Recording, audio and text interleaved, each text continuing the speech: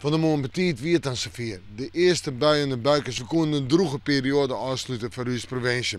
Want in Kolm waar 1 mm aantap op oren plakken we dat een hele millimeter. Ja, op sommige plakken, op de meeste plakken we het zelfs heel droeg.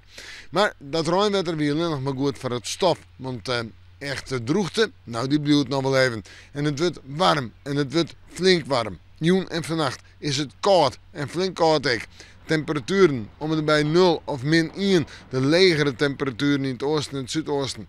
En dan op eilanden zo'n 3 of 4 graden op de meeste plakken toch wel frost en groen. Tink om het plantjes. En de wind is er haast net. En die komt uit het oostelijke richting en het zuidoosten. En dan morgen. Morgen wordt al een dag met wat hogere temperaturen. De bevrijdingsdag houdt, ja, zinnen. Maar ik bewolking en staar gewoon wat meer bewolking. Maar die zinnen komt er uit en nog in. Had het soms even zwier in de midden. Temperaturen zijn 15 en 18 graden. En dat is een noffelijke temperatuur voor de bevrijdingsdag. Je kunt er wat van, je kunt er boeten wezen.